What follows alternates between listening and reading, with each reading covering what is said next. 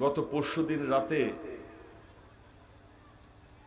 আমি আমার বক্তৃতায় সবসময় বলি কথাগুলো। প্যালেস্টাইনের বাচ্চাদের মৃত্যুটা, প্যালেস্টাইনের বাচ্চাদের না খেয়ে থাকাটা মুসলমান হিসাবে খুব পীড়া দিত, কষ্ট দিত। গত পরশুদিন সন্ধ্যার পরে যখন ইরানের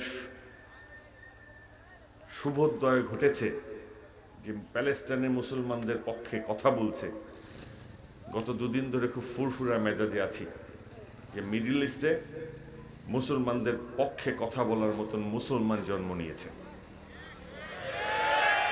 আপনারা এখানে যারা আছেন তাদের কাছে আমার বিনয়ের সাথে অনুরোধ থাকবে, আমাদের জামাল সাহেব হুজুর চিনেন কিনা জানি না, অত্যন্ত বুজুর্গ ব্যক্তি এই অঞ্চলের, আমেরিকাতে থাকেন উনি, একটা মাদ্রাসা চালান।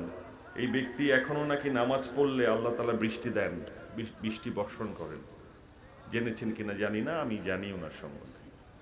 উনি আমাকে একটি কথা বলছিলেন, নামাজের পরে হাত তুলে যখন আল্লাহ রাব্বুল আলামিনের কাছে দোয়া করেন, আমার মুসলিম ভাই বোনদের জন্য যদি আপনি দোয়া না করেন আপনার নামাজ একটু কম পড়বে।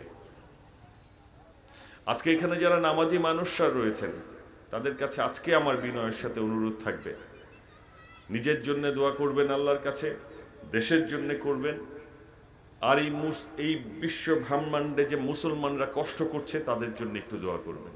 আল্লাহ আমাদের কথা শুনবেন এবং শুনছেন, এটি গত পরশুদিন থেকে আমার মনে হচ্ছে। এত অত্যাচারিত হওয়ার পরে একটি রাষ্ট্র আজকে ইসরায়েলের বিরুদ্ধে অবস্থান নিয়েছে, এটি আমাদের জন্য অবশ্যই আশার কারণ। আমাদের প্রধানমন্ত্রী, মাননীয় প্রধানমন্ত্রী জননেত্রী শেখ হাসিনা জেনেভাতে দাঁড়িয়ে বলেছিলেন আজকে থেকে 2 মাস আগে, বিশ্ব নেতৃত্বের সামনে, এত বৃহৎ শক্তির সামনে দাঁড়িয়ে বলেছিলেন, আপনারা প্যালেস্টাইনে হত্যাকে গণহত্যা বলে ঘোষণা করেন।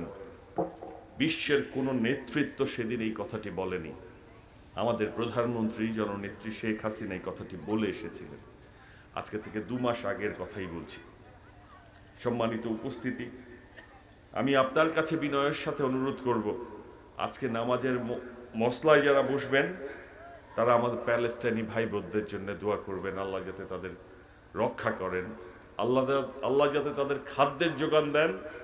যখন এই কথাটি শুনি এই মিডিয়ার মধ্যে দিয়ে, আল্লাহর কাছে তারা বলে, আল্লাহ আমরা ক্ষুধার্ত, আমাদের খাবার দাও, এটি একটা মুসলমান হিসাবে আমাদের খুব কষ্টের কারণ হয়। সুতরাং তাদের জন্য দোয়া করবেন, এটা আমার আপনার নৈতিক দায়িত্ব।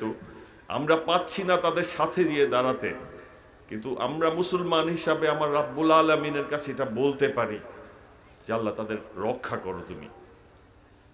সম্মানিত উপস্থিতি, আবেগিক হয়ে যাই একজন মুসলমান হিসাবে আরেকজন মুসলমানের কষ্ট দেখলে, এটিই স্বাভাবিক।